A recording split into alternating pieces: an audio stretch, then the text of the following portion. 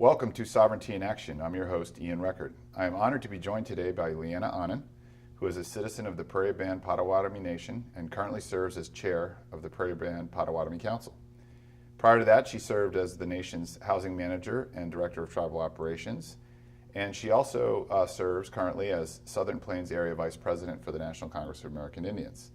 Welcome, Liana, and good to have you with us today. Thank you for having me. So I started with a few tidbits from your bio, but why don't you take an opportunity to share a little bit more about yourself? What did I leave out? I've been a tribal employee for 14 years. I started in the housing department as an administrative assistant, and I worked my way up through the ranks through those years. I was also pursuing my bachelor's degree throughout about half of that time frame. So I worked full-time, I went to school part-time, my tribe paid for my education, so it's one of those things I feel like I need to pay back to the nation.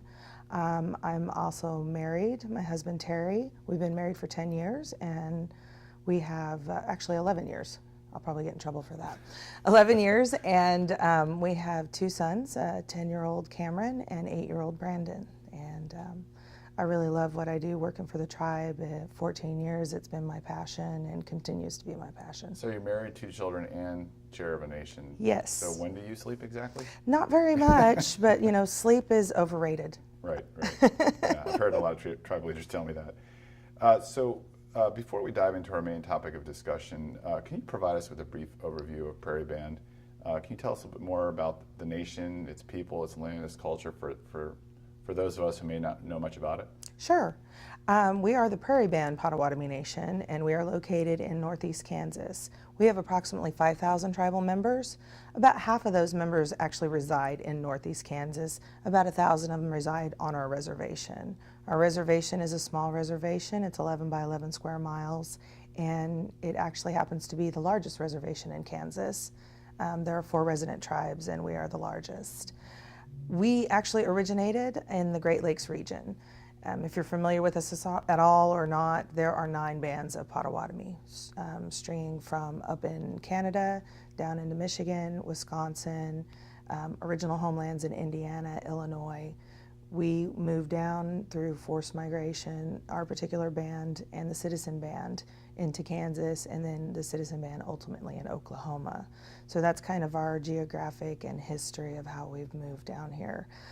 We are in the Southern Plains region, however we have a very northern feel and northern flavor because we've really held true to our origins and our culture and our history from when we were a Great Lakes tribe up in the north. So we are one of the 3 fires, the Ojibwe, the Odawa, and the Potawatomi. So we share the Algonquin Anishinaabe language, and we kind of have our own dialect. We continue to try to preserve and grow our language, and that's really who we are. That's our story in a nutshell. It's much more expansive than that, but that's a very brief overview of who we are. So we're going to cover a number of different topics in the course of our conversation. And the first, I think it's apropos to start with, which is Prairie Band's Constitution. Mm-hmm. In doing a little bit of background research in preparation for this interview, I noticed that the Prairie Band ratified a new constitution back in 2007. Mm-hmm. Can you just briefly describe why that effort was undertaken, when it was, and also I'm curious to learn a little bit more about one of the aspects that was included in the new constitution, which is the Ethics Commission. Okay.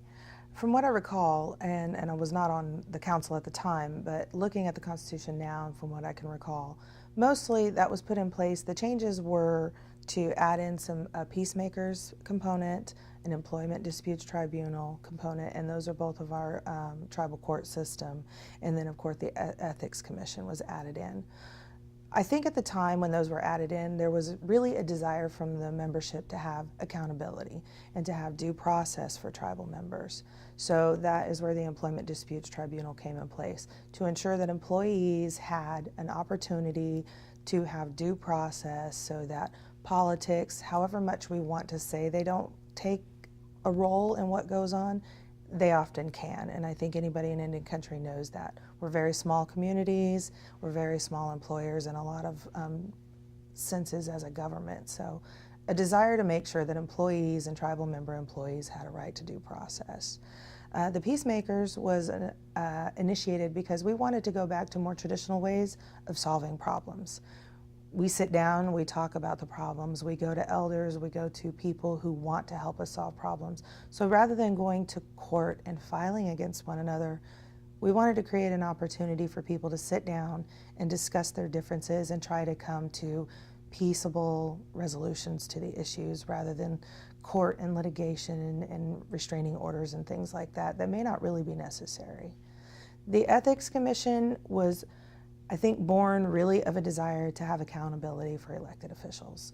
And I think that is an across-the-board thing in Indian country, in any form of government that you have. You want to have some accountability. And so an Ethics Commission was formed to initiate investigation. Well, not initiate. I said initiate, and that's not true.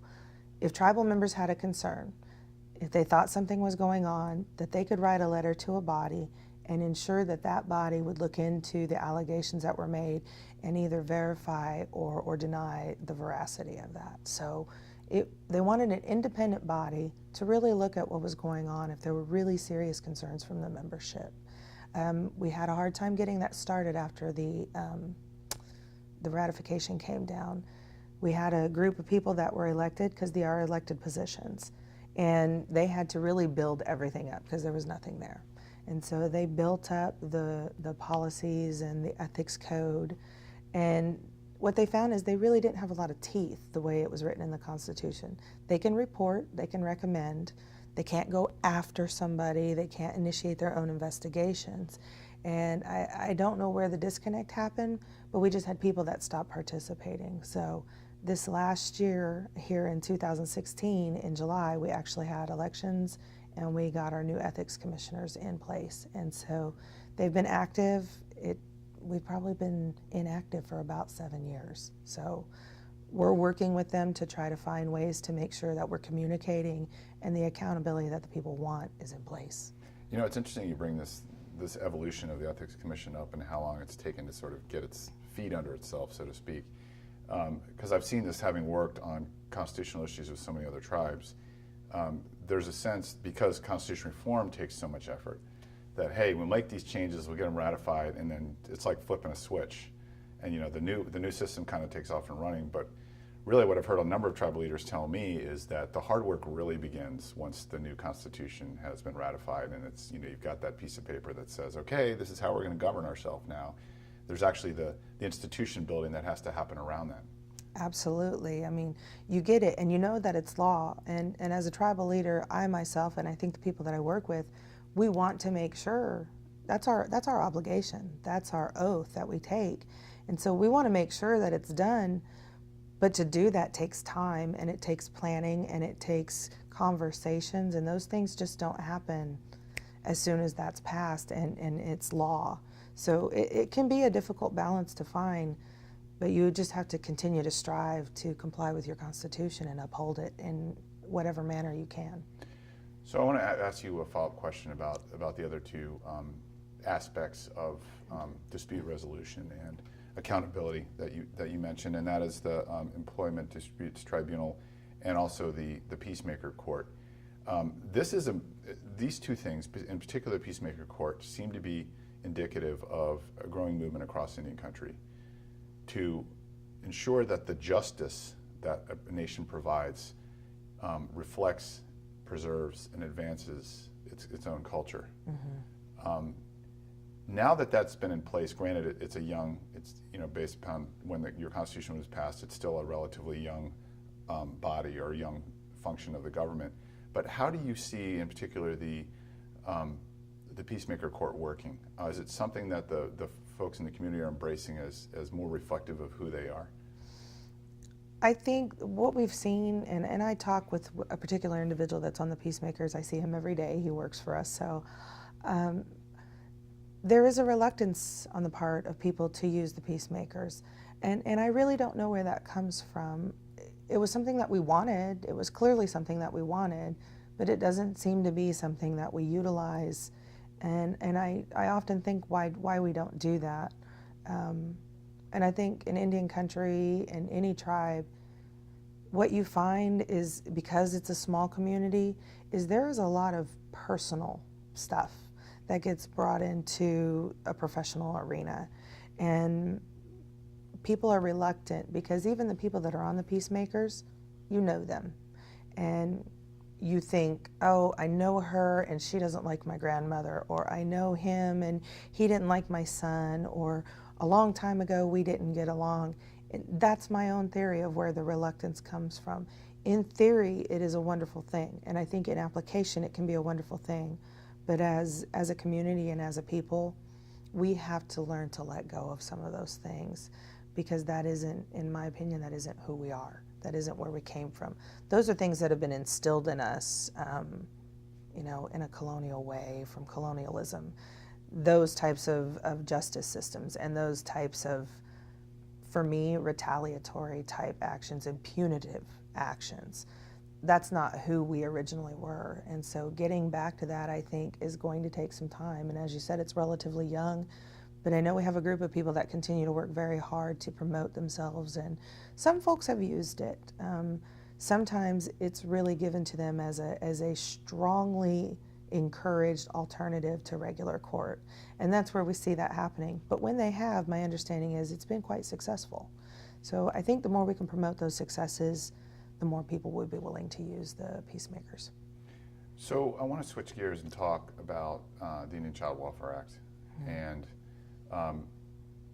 you and I have chatted about this previously, and I know that your experience with your nation's enforcement of the act, making sure the act functions as it was originally intended, and as tribes originally intended it to function, is not necessarily typical of the experience of other tribes, particularly around your relationship with the state court system. Right. So I want to touch on a few threads of that. The first is just generally about how the nation is enforcing ICWA. How is it working to continually build its capacity to make sure that it's doing everything it can to enforce ICWA and make sure that Prairie Band children are being kept in community? Well, and I like that you use the word continuously, because it is a continuous thing. It's not like you write a policy and suddenly everything's in place and everything is just great and there's no problems with it. You have staffing changes, and with those staffing changes, I think you sometimes have changes in ideals. So we try to, as a body, I think, just adhere to what was ICWA put in place for, and it was to keep Indian children in Indian homes. It was to keep our children with us. It was to get rid of this idea or this pattern of taking children and saying, this family isn't fit and we're going to give them to a non-native family because somehow in the collective that's more appropriate for those children, or it's better for them.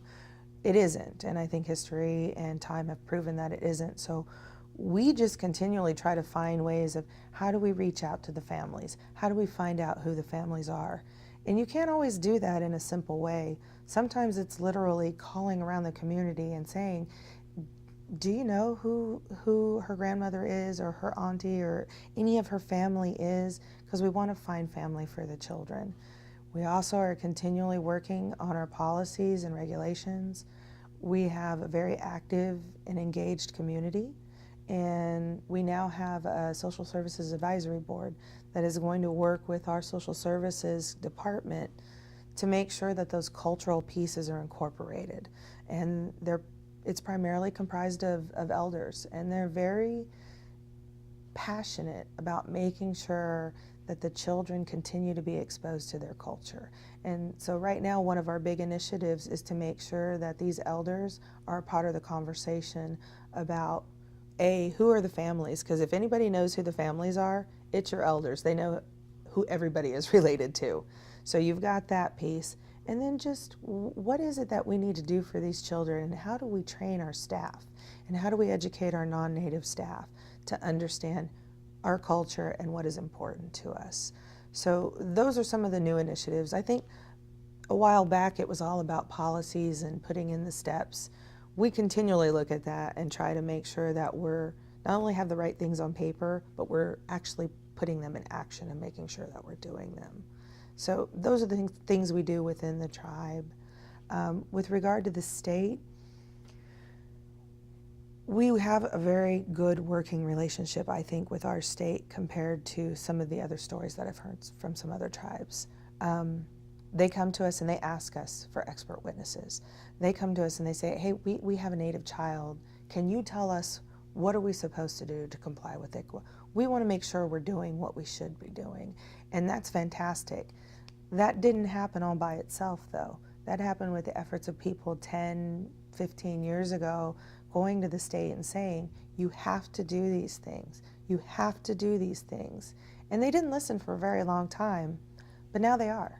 And it's great. I mean, they come to us all the time. They ask us for training. They ask us to train their people and tell their people how ICWA works and what they need to do to make sure that they comply with the law. And it was a little bit of time coming, but we're there, and we try to hold on to that as tightly as we can right now.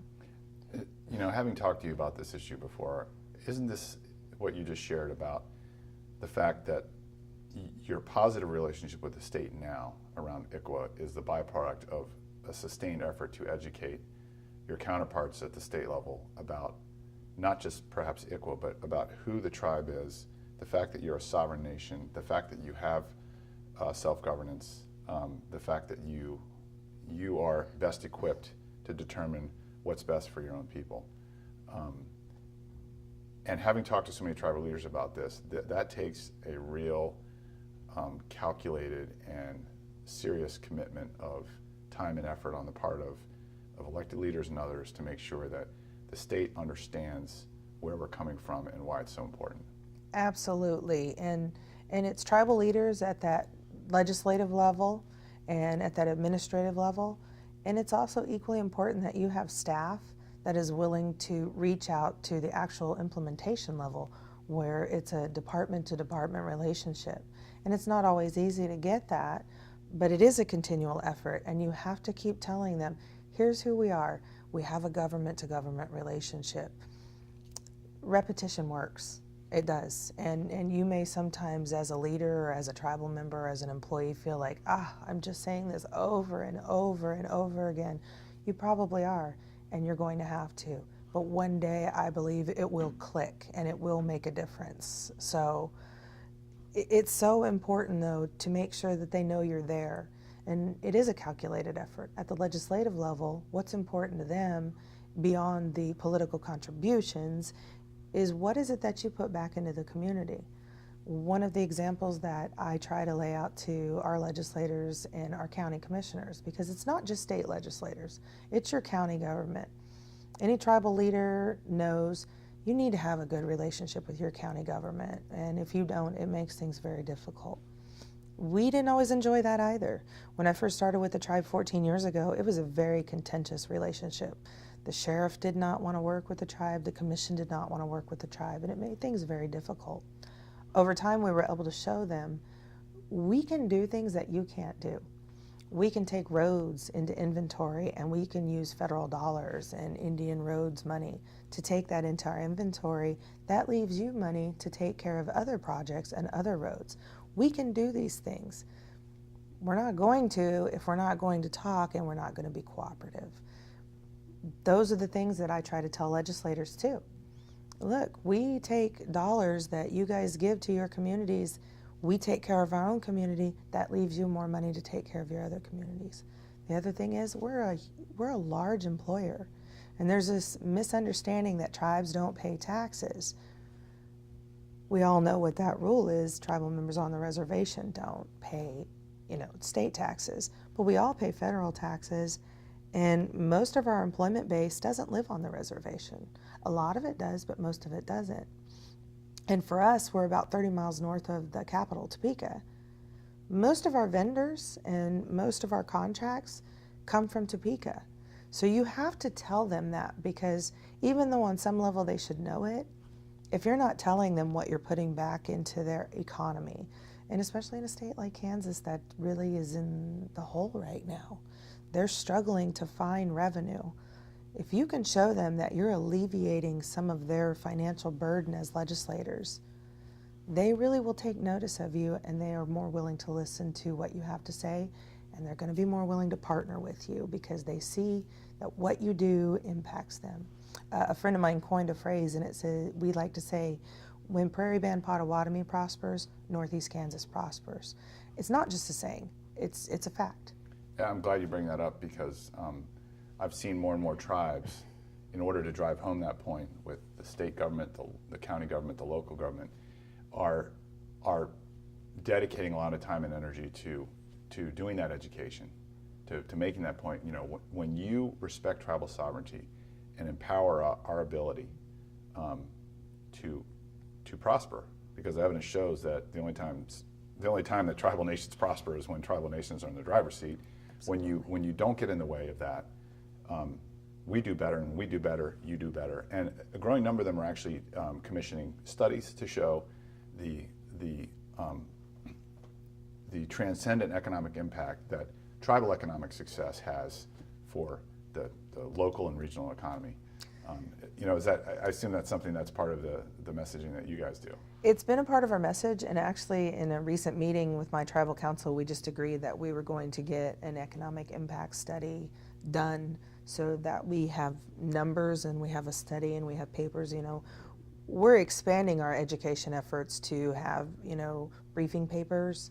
When we do contributions, to have a letter that goes with it that says, here's what we do, here's the impact, we need you to see that.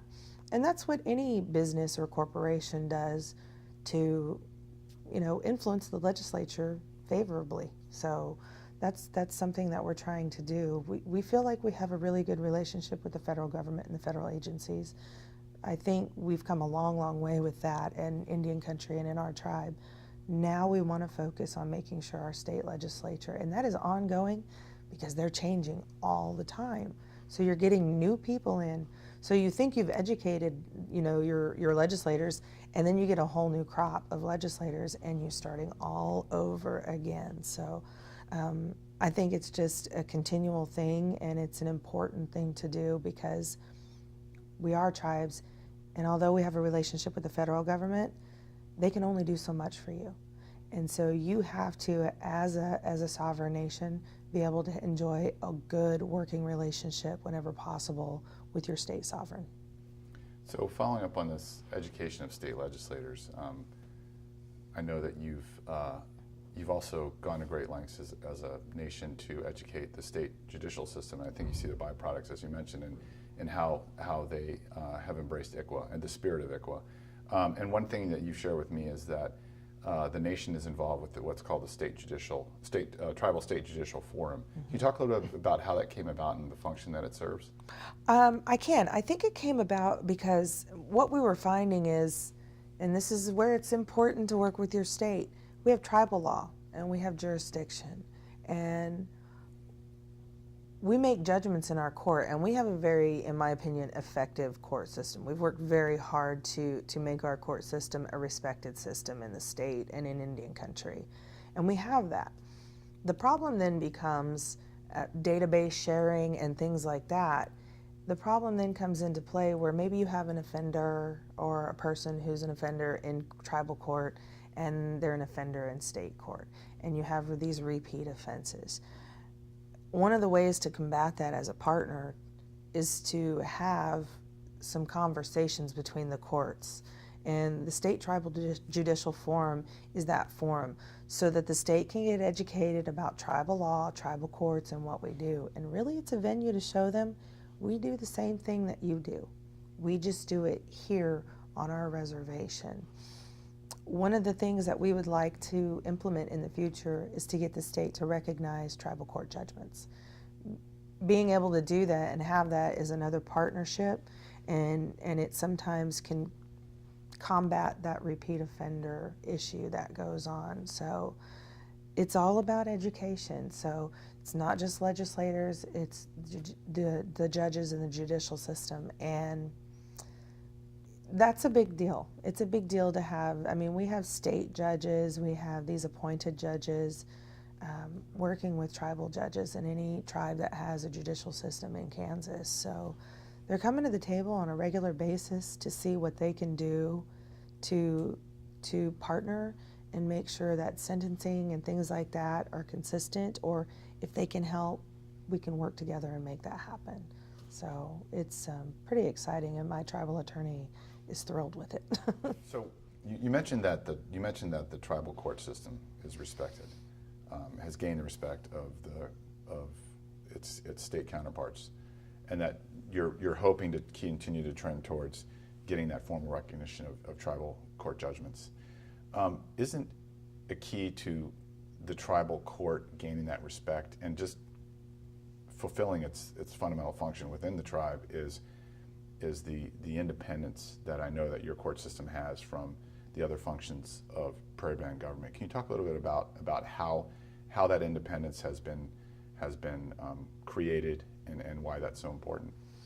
Well, it was created as part of the Constitution, and it's not dissimilar from the United States separation of government in that respect. And it was created because, again, it's just like with the disputes tribunal. Whether it's true or not, in the past there has been a perception that there is interference from tribal council in tribal court matters. And it's not exclusive to my tribe. That's something that I've heard from other tribal leaders, past and present.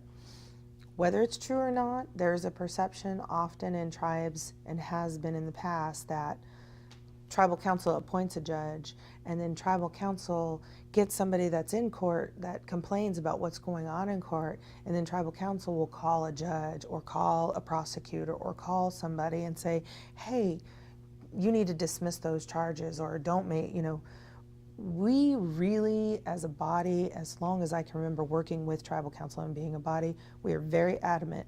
We cannot interfere in court matters. We can try to help you resolve an issue before it gets to court, but the minute paperwork is filed, we no longer involve ourselves with this at all. And we've had people come and say, well, I don't think this was done fairly, and can you get it thrown out? And our answer generally is, no, we can't. You have to comply with the court order. We're not going to do that. We're not going to try to tell a judge what to do. We're not going to try to tell a social worker how they should argue on behalf of a child. That is not our role, and we are not going to do that. What we can do is we can help you from a policy perspective. If there's something wrong with the policy that allowed it to get to that point, we will do what we can to fix that. But once it is there, we unequivocally, we have like a gentleman's agreement with our tribal council. We're not going to do that. And we don't. And our tribal attorney, anytime they think we are, reminds us, you cannot do that. And how important in that sense is it to have the Constitution to fall back on and say, Constitution of our nation says we cannot do that? It's integral. I mean, it is my go-to. The Constitution clearly states this is a separate body, and tribal council cannot interfere in matters of the court, and we unequivocally cannot do that. And sometimes I'll even tell tribal members, if you were on the other side of an issue, would you want somebody just to be able to come in here to this body, or one person on this body, and influence this decision against you? It's not fair for you to ask us to do that to somebody else or for some other reason.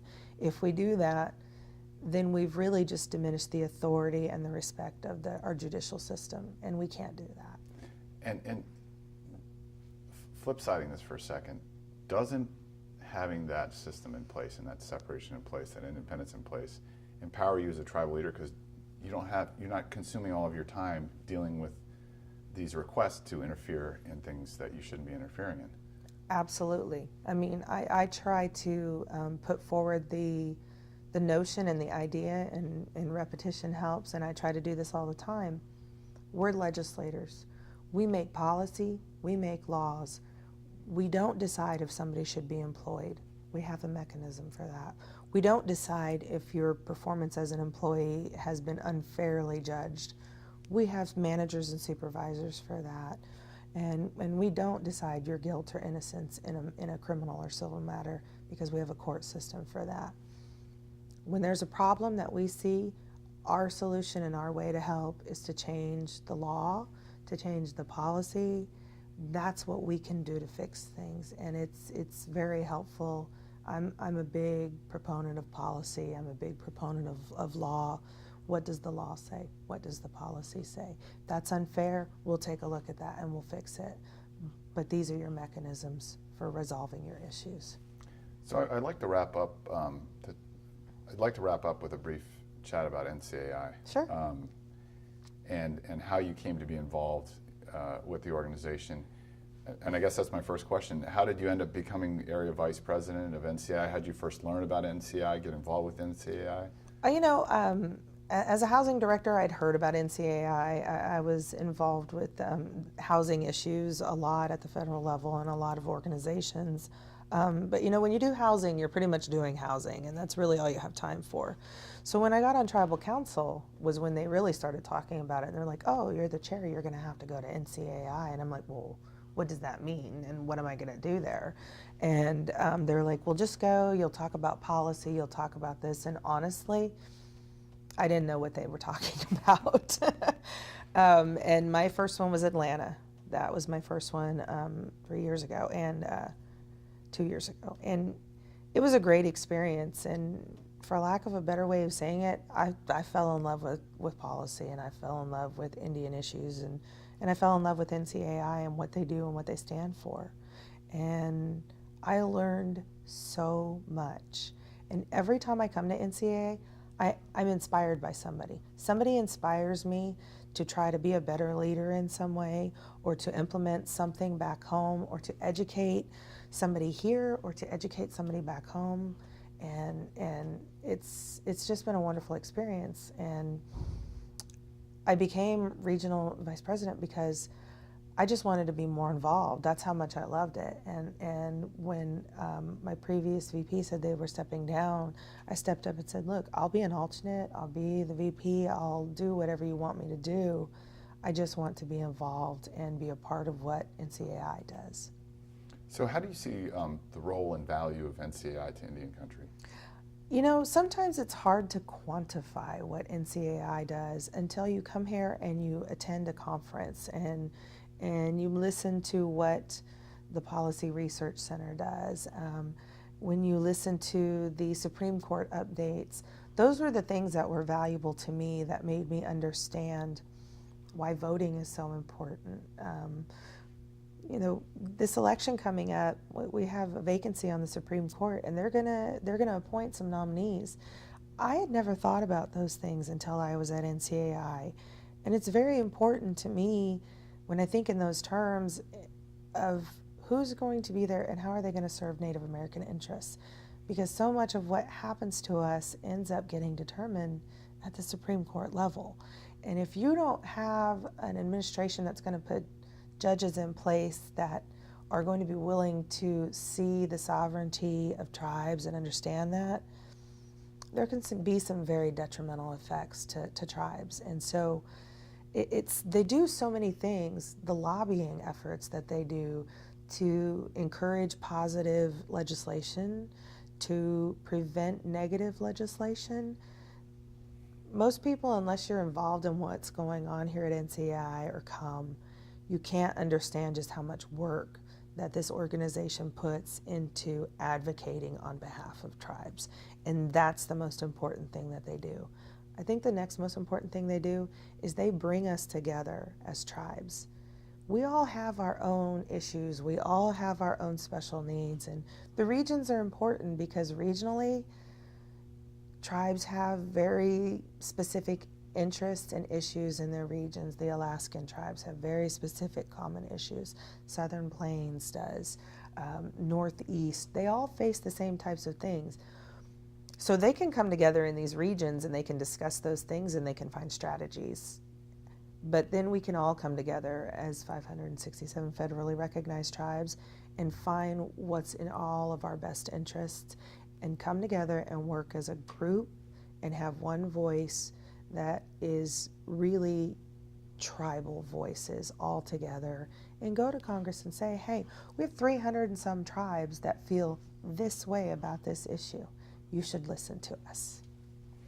Well, Lianna, we really appreciate you taking some time to share your thoughts and experience and wisdom with us, and I'm very appreciative to learn so much about your nation and all the wonderful work that they're doing. Thank you very much.